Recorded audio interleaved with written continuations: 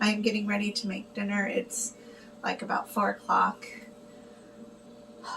I took probably a 3 hour nap because I was so tired. I just couldn't even stand it. I had an appointment this morning. It was a therapy appointment, really early, like at 8:30. And then I raced home because I wanted to try to do an exchange between the time that my therapy ended. So therapy was like, it's always like an hour. So it's done at 9:30. It's just around the corner. So I got home about 9:45 and I did a whole exchange before 10:30 because my Baxter driver said that he would show up here around 10:30.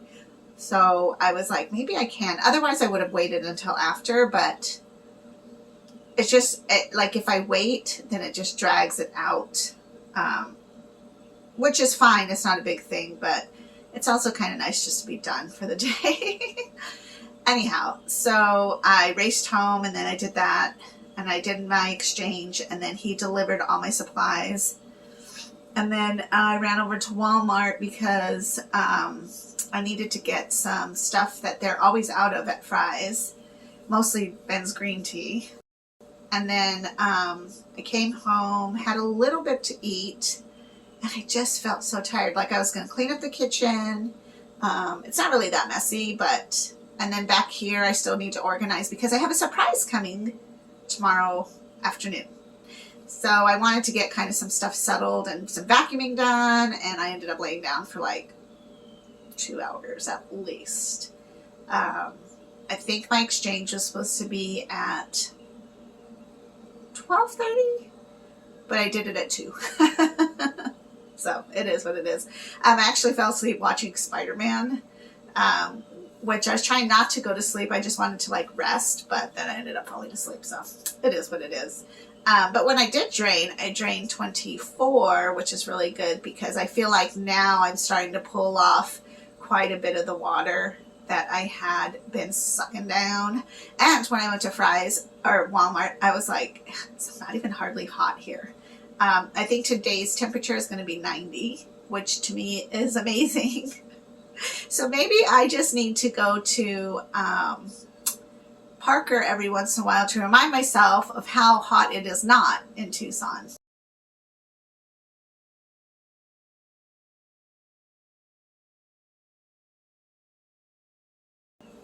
Gratitude was something that was brought up in therapy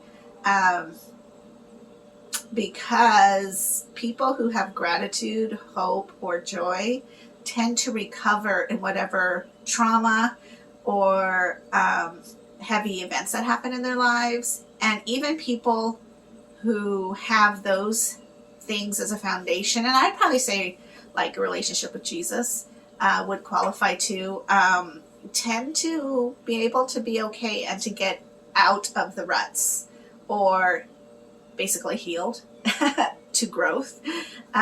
It's when you don't have a foundation of hope or you're too discouraged, I think, that it's hard to get out of the holes. But it's therapy is interesting because I know a lot about therapy. I've been in and out of therapy and I've held little groups before because it's like what I learn I really absorb, and I should have been a therapist because I just really enjoy talking about things and why we do what we do.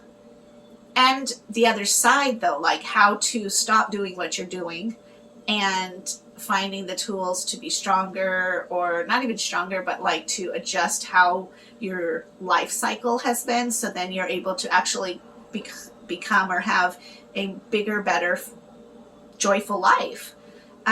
So in that, it's hard because sometimes it's hard to pinpoint, at least for my therapists, to know how to help me sometimes, because a lot of times when you have trauma, you have to look at the negative of your trauma, a negative of what happened. How did you feel?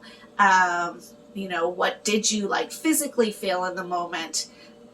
What were your thoughts? All those kind of things. And in a lot of ways, I've not felt I'm normally not a negative person, so it's kind of hard to give the behavior a negative thing, especially what we talked about today. I mean, there's a lot of other stuff that's happened that I can be like, oh yeah, here's how I felt during that. And I was really proud of the fact that as an adult, I can look back and be like, yeah, I did feel that way when I was in this or this relationship, or when I was younger. But I don't feel that way now, you know. So it's a little bit confusing, and I think that my therapist is a little bit challenged because she did say, you know, you're a little bit difficult.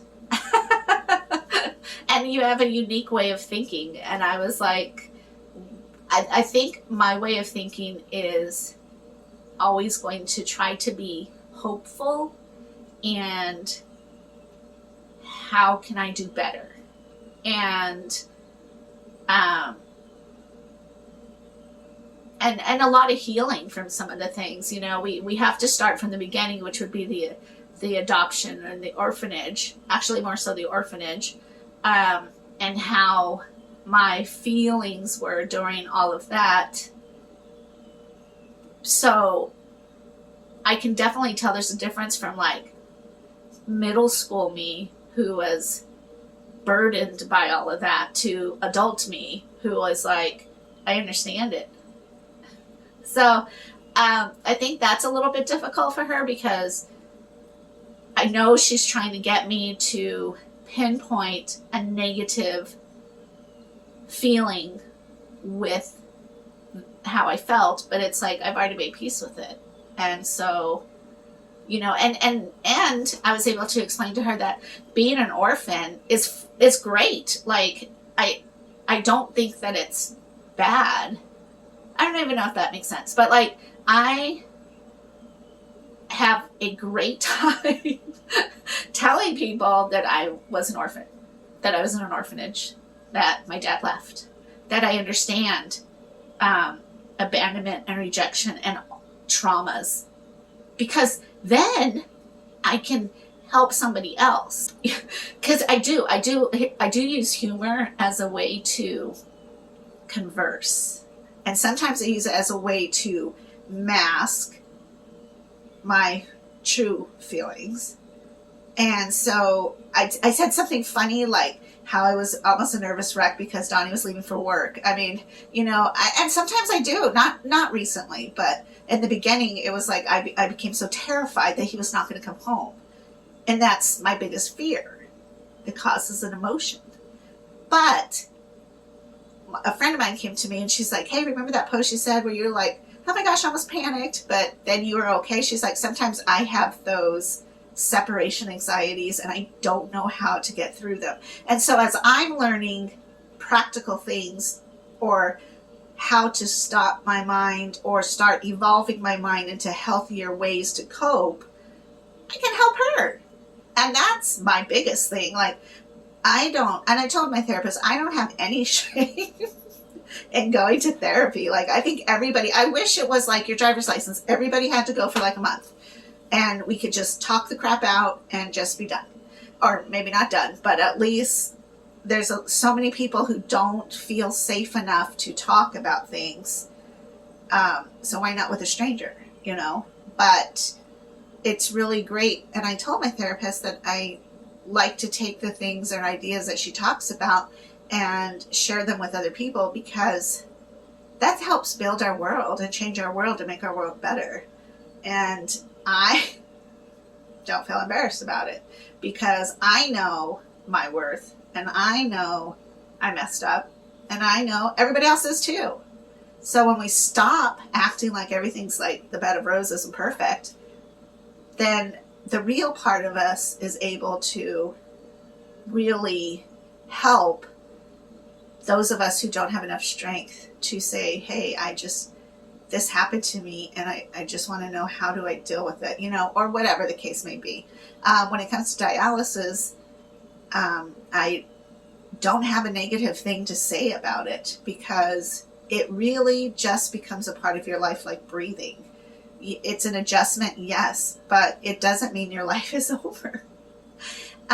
But I could see, like, if you are perhaps a depressed person or you're very emotionally inclined, in the beginning it can feel very big and very unmanageable and very overwhelming. But I promise you, it's going to be okay, and you will find your rhythm, whatever that is. We're trained to do it however they train us to do it, but we find our little actions and our little steps and our little own method of how we want to do this, and that's okay. Just stay sterile. That's the biggest thing, is always want to be sterile. For example, when I first started, I would shut my bedroom door, everything, all the air was off. It was like I was locked away in there. And I realized that took a mental toll on me. It was like I was punished to my bedroom by my disease and being held captive there. So one day I just did shut my door.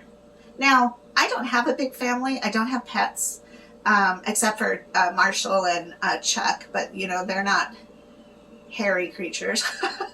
So I and I have a teenager. He's not dirty. I don't know.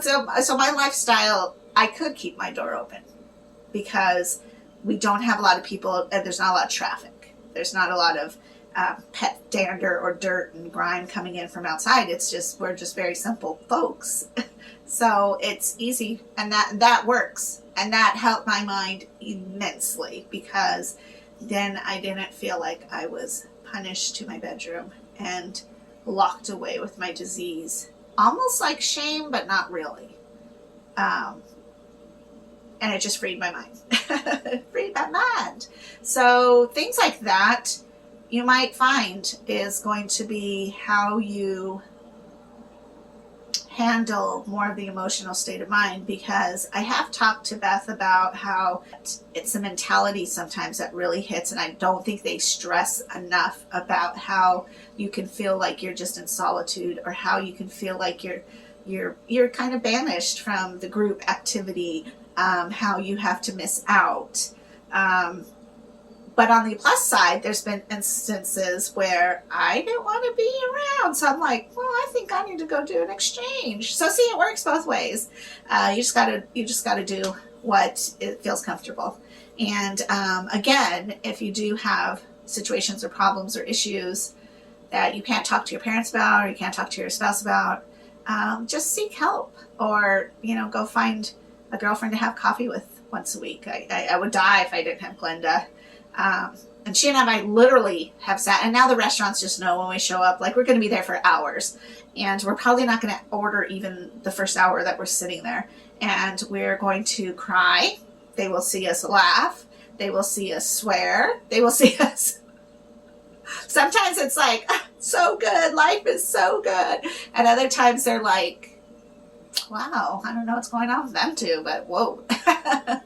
But I do need somebody like that in my life. And so it is important that you have that. And if you need to reach out to me, because that's perfectly okay. The last question my therapist asked me was, how do I feel today? Like, how does trauma affect my everyday life? And I was very proud to say that trauma does not affect my everyday life. It affects me when I'm thrown off schedule, maybe, or surprised with something. And it's not, it only has to do with Donnie. It has nothing to do with anybody else. Everybody else is like, well, whatever. But with him and my relationship, I'm just very needy.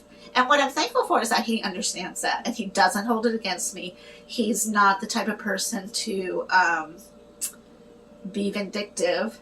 He's not mean. He's just naturally calm and understanding, and he thinks about things deeply. And so it's like, I don't want to destroy him by lashing out or, verbally abusing or whatever, because I'm upset and scared. So that's another reason I told my therapist that's why I'm in therapy, because I need to figure out how to be okay when he's gone, and how to self-talk myself into that everything's okay. Because I can tell you guys, hey, everything's okay.